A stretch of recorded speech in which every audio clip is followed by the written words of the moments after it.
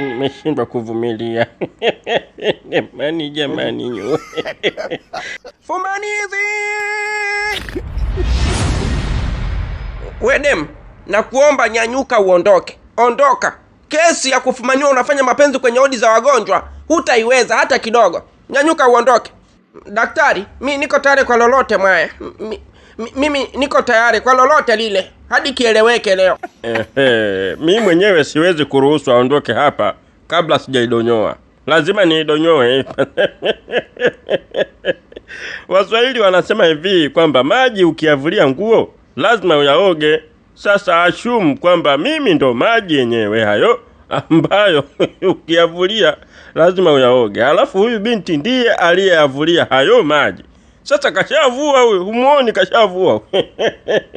Lazima yaoge kwanza, halafu kisha ndo aondoke. Sasa mimi nikushauri tu Dr. Martha. Kama unaona ni mbaya, ni ngori, basi kwenye bili yangu mimi ya matibabu andika plus siku moja ya kuifanya odi kama chumba cha guest cha kurushia. Ongeza bili huko.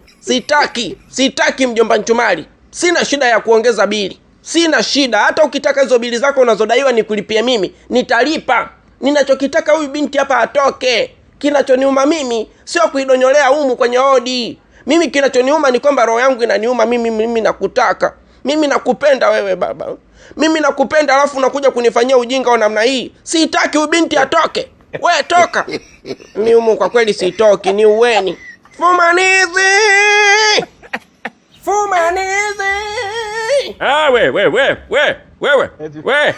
Wewe Dr. Martha wewe. Hivi wewe mwanamke, hivi unadhani hiki unachokifanya ni sahihi kweli wewe? Wewe nao umetoka wapi jamani Dr. Sengo? Ungeniacha bana mimi nimalizane nao hawa. Kwa hiyo wewe unaona wanachokifanya wale ndio sahihi, si ndio? Wanafanya zinaa kwenye odi ya wagonjwa. Wanafanya zinaa wale, angalia walivyosaula. Wewe uwaoni wale? Sasa wewe kinachokuma ni kipi Dr. Martha? Wale ni watoto wadogo wale kusema kwamba wanafanya kitu ambacho kwa kweli hawakielewi. Wenyewe wanajitambua ni watu wazima, wana akili timamu. Waache wafanye. Kwa sababu uzuri wake ni kwamba hii odi yuko peke yake huyu bwana. Ingekuwa kuna wagonjwa wengine humu ndani tungesema anafanya ujinga mbele ya wagonjwa wengine, ni upumbavu. Lakini kama yuko peke yake na mchumba wake, let them do. Mwache mwenzako achangamshe damu bwana wewe. Hili nalo linaongea utumbo gani jamani? Limekuja kuniongezea stress hili jamani. Wewe Dr. Sengo, hivi unajua ni maumivu gani ninayoyapitia mimi kuwafumania hawa watu? Yule baba mimi nampenda sana, na hili swala limeniuma kwa kweli. Naumia moyoni. Halafu unakuja kusemeti waache wadonyoane. Wadonyoane? Kivipi? Kwa namna gani? Hospitali? Hilo swala haliwezekani. Na wewe kama umeshindwa kuamulia huu ugomvi, ni heri uondoke hapa. Toka! Dr. Martha, acha nikukumbushe kitu kidogo. Hivi unaikumbuka vizuri ile story ya Ngoswe Penzi kitovu cha uzembe? Naikumbuka ndio. Ile story naona kabisa inataka kukutokea wewe. Inakutokea kwa sababu wewe ni mzembe. Umeona? Unashindwa kutofautisha mapenzi na kazi. Wewe uko kazini hapa na wale wenzako pale wapo kwenye starehe. Zile ni starehe zao za maisha, hawapo kazini, acha waenjoy. Wewe upo kazini, fanya kazi ilokuleta hapa, unajiingiza tena kwenye mapenzi. Mwanaume mwenyewe wa kutia kelele, kuwapigia wagonjwa kelele hapa yuko wapi? Yule mzee pale, alokongoloka namna ile, sura mbaya, kitambi kimenyoka kwa mbele. Hebu acheni ujinga bwana. Martha, acha kutia kelele huku, kelele unaharibu wagonjwa kisaikolojia. Sasa mimi nimekaa kule ofisini nafanya kazi,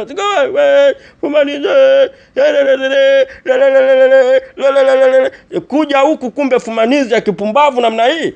Martha, kwanza wewe unamfumania nani hospitali hapa? Wewe nenda kafanye kazi bwana. Sitaki sasa, mimi nampenda yule baba, mimi nampenda. Nisikilize kwa makini Martha, nikushauri. Kama kweli unaona una haki ya kufumania, maliza kwanza kufanya kazi.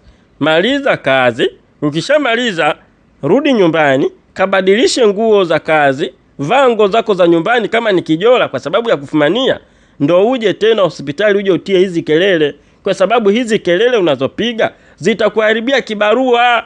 Unajua manager angekuepo leo hapa, halafu anakuta mtu unatia kelele namna hiyo, umevaa sare, wewe ni daktari, ni mfanyakazi, umeacha kazi unakuja kutia kelele za fumanizi, kazi leo ungeikosa muda huu. Acha ujinga Martha. Nenda kafanye kazi. Waache wenzako wadonyoane. Huyu naye anasema kabisa ni waache wadonyoane. Yaani hata haweki msamiati kidogo angalau unaweza ukanipa moyo. Angesema tu ni waache wafanye starehe zao. Mjomba Nchumali, mimi naondoka na kuacha. Takojema baba. Ankwe, mimi umenikazia nisione, nisikukague huko, niangalie ulivyokata chululu. Shega, ili mradi tu nimeona afya yako iko salama. Haujanyong'onyea, haujakonda, kidogo mashavu bado yapo. Mimi nikuage niondoke, niwahi kurudi nyumbani kwa sababu mke wangu mkali.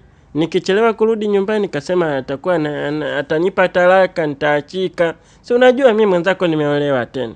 Hivi mwanangu yake Tundu utakuwa lini mshikaji wangu yani? Unashindwa kusema kwamba umeoa hadi useme umeolewa. Au unaolewa vipi wewe mtoto wa kike? Wewe si mwanaume. Mwanaume anaoa sio kuolewa. Sasa wewe unaniamulia dogo, mimi mwenyewe ni maamuzi yangu. Hakuna mtu alionilazimisha, nimeamua kuolewa. Mimi nimeolewa sasa.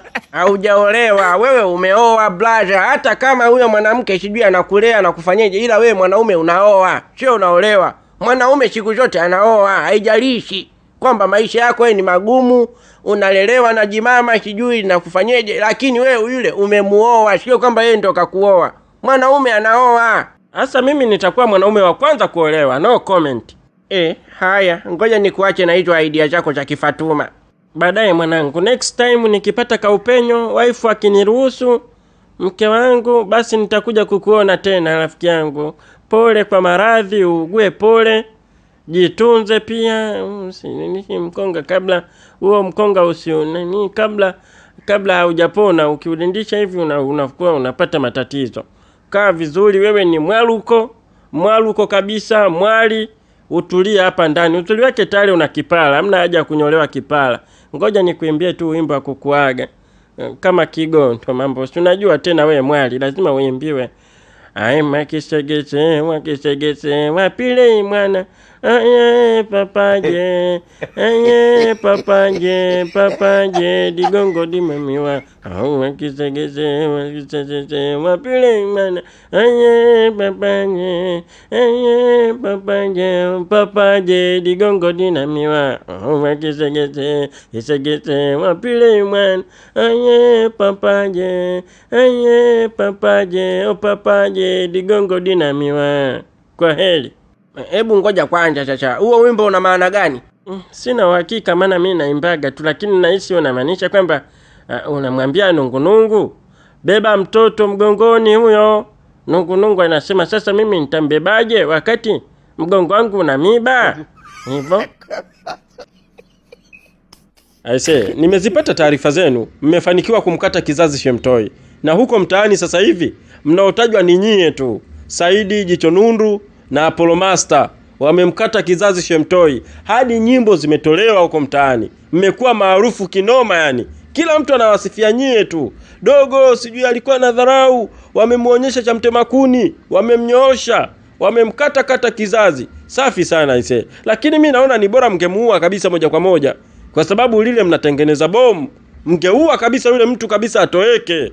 Cheupe, hakuna bomu pale, ule ni uyoga tu siku hizi. Yule dogo ni dhaifu sana kwetu. Na sasa hivi tushaujua udhaifu wake. Ukishika panga tu, anakimbia mita 100 kwa sababu anajua panga letu halichagui. Linakata popote pale. Ni kali vibaya mno. Yule dogo tu hata kama ni bomu tumelitengeneza Cheupe, lile bomu litamlipukia yeye mwenyewe sio sisi, kwa sababu sisi tukichomoa panga tu lazima akimbie.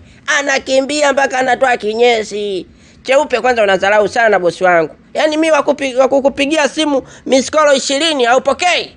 No, sio dharau bana. Mimi ile simu kwa kweli mimi simu nilitelekeza. Nilikuwa na mishemishe nyingine, alafu nikasahau simu nyumbani. Kwa hiyo nilivyorudi nikakuta kweli miskolo umenipigia. Ndio maana sikutaka kuchelewa. Kabla ya kuwapigia nikasema ngoja nifike kilingeni kwao.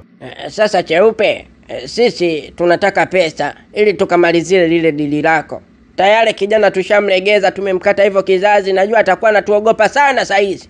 Kwa hiyo tukienda sisi tunammalizia, tunamchinjilia mbali. Na wewe ulikuwa unataka kijana afe. Ndio maana tukaacha kidogo kiporo kwa sababu ya kuja kwanza kufanya makubaliano na wewe. Kama utatupa hela, basi sisi tutaenda kumalizia. Na kama yuko tayari kutoa hiyo pesa, basi Sisi tunaenda kummalizia kule kule hospitali tu. Hakuna haja ya kumsubiri hadi apone, sijui atoke. Kule kule tunaenda kumaliza mziki ule. Sawa, mimi niko tayari kutoa hiyo pesa. Nendeni kafanyeni kazi, nitawapa mtonyo ule ule tuliokubaliana mwanzo.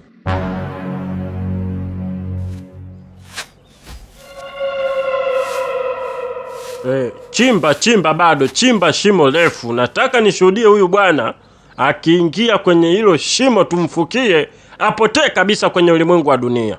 Na nitakuwa nakuja hapa kukagua kila siku kaburi lake, maana huyu anaweza akafufuka akatoka tu. Chimba bado. Ongeza. Huyu anatakiwa aingie kwenye futi hata 10 huyu.